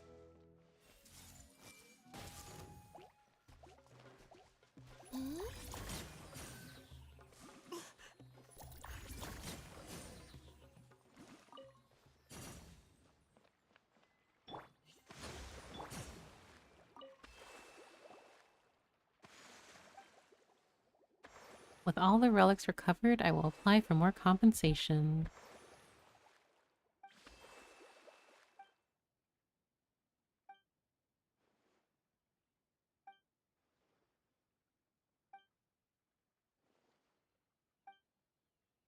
Yeah, learning about the House of Hearth and the Knave from the Vimara village quest was really cool. He is the rich man, so which nation is the richest?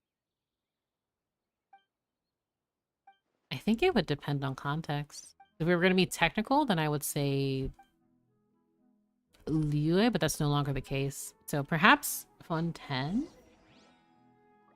Can't wait for Pantaloon to open his eyes, then we know it gets real. Oh, I don't want that. Okay, so if he has golden eyes, I think that would look really nice. Like golden or orange, because it would really pop out with his outfit. I pray he doesn't have like green eyes, because it's just like, oh. Okay, because he has very dark colors. So I think if he were to have things that really pop out, like, that'd be really, really nice. I don't know, I feel like him with gold eyes would be really nice. Or maybe just some unconventional color, perhaps. You're interested in Marionette the most? Ah, yes. The creator of the Magu Kenki herself. Yeah, I completely, like, I hope he has golden eyes. But I'm also biased because I love gold. Like gold eyes. Oh.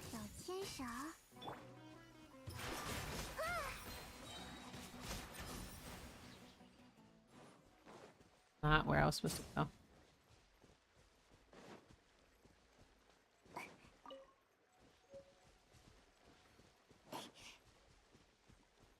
When we get the Fatui-based chapter, the main villain better be Sandrone.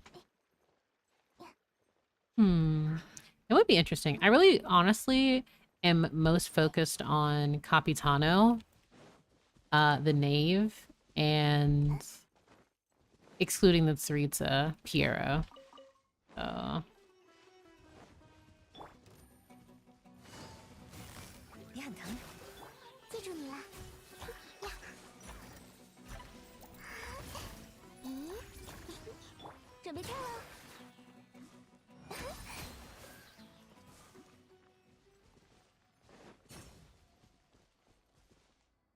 golden yellowish eyes like Baishu. I completely forgot Baishu had golden eyes. I'm so sorry Baishu stands out there.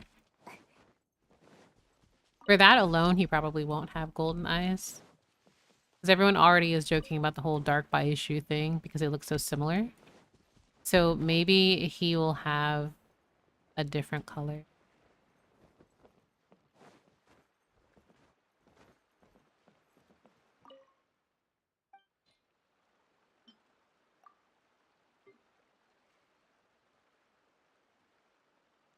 I need to know what possessed her to make such a monstrosity. Are you referring to... Oh. Sandra. A degree of boredom and just why not? Because a recurring element with a lot of people in general is I want this form of entertainment. Boredom is the worst form of torture, so why not? Fontaine giving me the very distinct difference in upper, middle, lower class Victorian vibes. I get that feel too. So I'm really excited to learn about the masquerade of the guilty.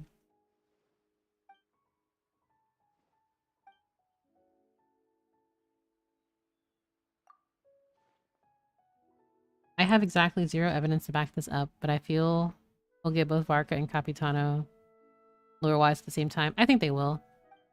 Seeing as how Varka was like, we encountered Capitano, but we did not draw swords. We merely just crossed paths. And I could tell how powerful he was. Like, oh, interesting. I'm more interested in like Capitano mainly because I adore his design. And I like the idea that we just don't know what his face looks like. So I've been seeing so many different interpretations of what he could look like. And I just think that's so funny. Like, I think of like Tartaglia's like, one day he'll look at me and we can actually fight because he only cares about people who are as powerful as he is. And it's like, aw, Tartaglia, maybe one day. Though we clearly see that Capitano isn't just like a complete berserker perhaps right now. Though there is, you know, the theory going around that he is like of the berserker artifact set. I was leaning more towards Bloodstained Knight, but I'm actually reviewing that, so I want to know where Capitano places on the 11 like the Harbinger, because you have Piero Dottore, Piero 1, Dottore 2, Colombina 3. All three of which, by the way, have powers equating like that are comparable to gods and Nahida's words, which is quite the statement. Ulcinella is 5. Scaramouche was 6, but La Senora was 8. Barcelona is 9, and Tartaglia is 11. So, interesting. I honestly love the idea of him wearing a mask underneath a mask. Add him to the list of silly little guys. Yes, Capitano is a silly little guy.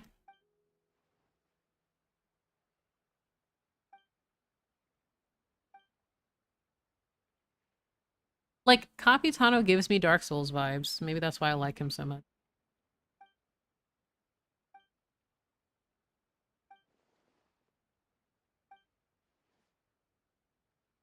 If you can say Sino is your little meow meow, then Il Capitano is my little meow meow.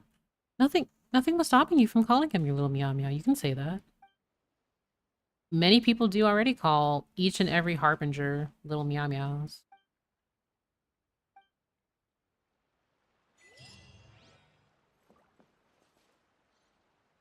Yep.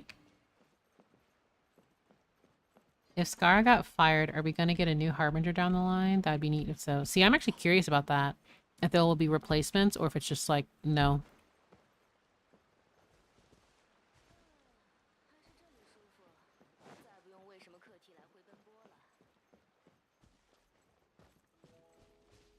Il Capitano is guilty of second-degree tomfoolery? Perhaps. Perhaps. Oh, reputation. I actually need to check it again. I think I'm at like 500 something. I need to actually check to see how long it'll take for me to get reputation level 10, considering I did not... Oh my goodness. That was so much. Seeing as how I was not on my A game when Sumeru was released.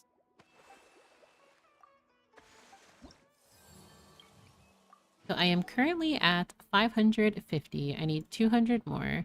So even if I were to finish this, I would be 100, 100, no, I'm 200 away. I'd be 100 away. So I just have to wait. Smoge. 3 counts of goofiness. Or maybe you can be like Orobashi and be found guilty of 12 counts of sin.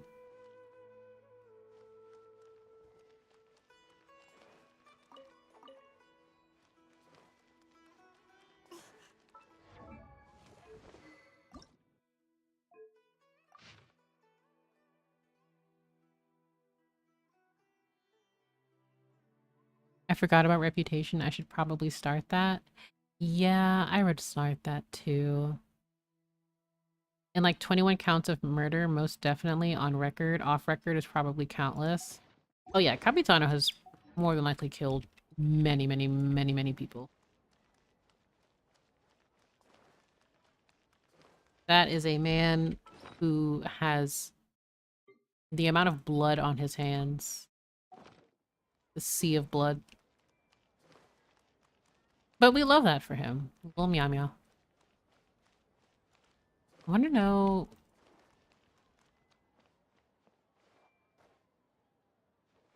This is so cute. Speaking of, I need to update my Sumeru teapot. I went in there and bought some things, and then I stopped. Because I am now out of currency. I just wish I had more.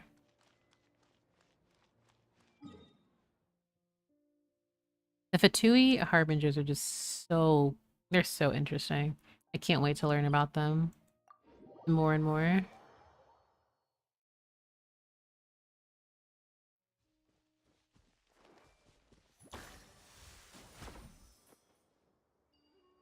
To me, his mask visually resembles the Bloodstained Chivalry Circlet. Yeah.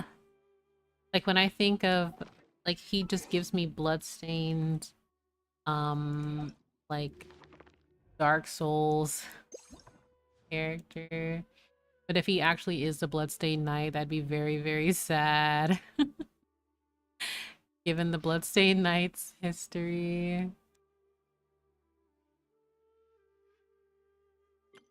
Very sad. A common white flower given to the knight by a rescued damsel. It is dried and hardened by the blood from all of his bloodshed. Thanking him for his valor, the damsel offered a reward. He turned down all she gave, save for a pure white flower. For a knight, chivalry is its own reward. This flower shall be my medal. That is all I need. He wore the flower upon his heart. Like his armor, it was stained as black as a winter's night. Like his heart, it was hardened like a tempered blade. Okay, Amakumo, to be... I look at Capitano and he screams the abyss to me. He screams abyss. But you know. One of the countless raven feathers stuck to the bloodstained knight. For where there is blood, ravens shall follow. In the end, the bloodstained knight could no longer tell whether the blood that stained him was his own or that of his enemies. Eventually, on his long journey filled with bloodshed, he came to a realization. His path of so-called chivalry had turned him from the white knight he used to be into the monster he had now become. His only followers were the ravens drawn to the bloodshed he left in his wake. It's just very sad, assuming, because the bloodstained knight killed Viridescent, like the Huntress, Viridescent Venerer. But that would, because the bloodstained knight was a noble born, and he was of the Knights of Favonius. He served under Arundel 500 years ago, and was mentored by Rostam. So it's just... It's so sad because you think about... Because the Maiden Beloved was in love with the Bloodstained Knight. So now that's just like the woman who was in love with him passed away too. It's just really sad. Because I think the only traces we have about the Bloodstained Knight in terms of name could be Roland, but it's very...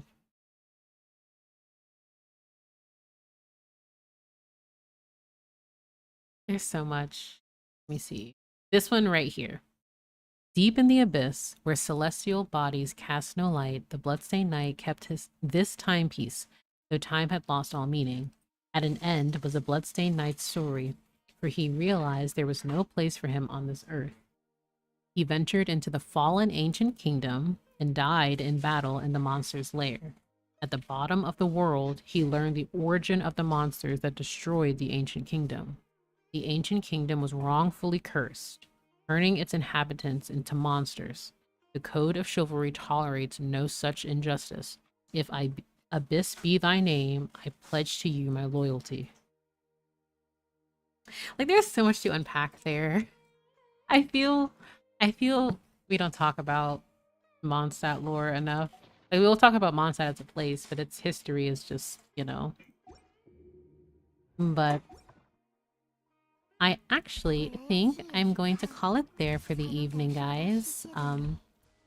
I need to hop off, but I really want to thank the raids for today, and I hope everyone had a really good, relaxing time.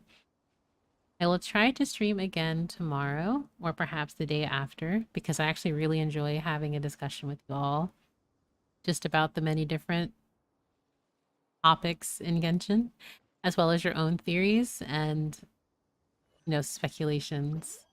But thank you guys so much for stopping by. Again, thank you to all the lurkers. Thank you for the new follows and subscriptions. I really do appreciate each and every one of you. Thank you so much. And have a good night.